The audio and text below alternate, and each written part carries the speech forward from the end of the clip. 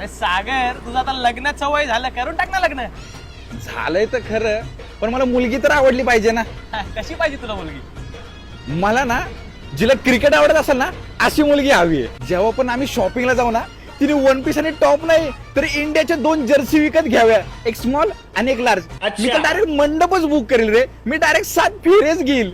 जेव्हा पण ती मेकअप करायला बसेल ना, तेव्हा तिने ब्लश आणि लिपस्टिक नाही तर तिच्या गालावरती आपला तिरंगाचा झेंडा काढावा. मी डायरेक्ट मंडपच बुक करेल रे. मी डायरेक्ट 7 फेरेच घेईल. जेव्हा आमचं भांडण होईल आणि मी चिडून बसेल ना, तेव्हा तिने हळूच प्रेमाने येऊन मला बोलावं की आपलं भांडण हे वन डे सारखं नाहीये की एका भांडणात संपेल. आपलं नातं हे टेस्ट क्रिकेट सारखं असलं पाहिजे. कितीही डेंजर स्पिनर आणि स्विंगर बॉलर सारखे अडथळे आले ना तरी आपली पार्टनरशिप ही आयुष्यभरासाठी नॉट आउटच असली पाहिजे. पडली रे पडली, भाऊची विकेट पडली. मी मंडपच बुक करेल रे. मी डायरेक्ट 7 फेरेच घेईल. जेव्हा पण कधी आमची अॅनिव्हर्सरी किंवा तिचा बर्थडे मी विसरेल ना, तेव्हा ती हातात स्टंप घेऊन बोलेल तुझी फिल्डिंगच सेट आहे. मी मंडपच बुक करेल रे.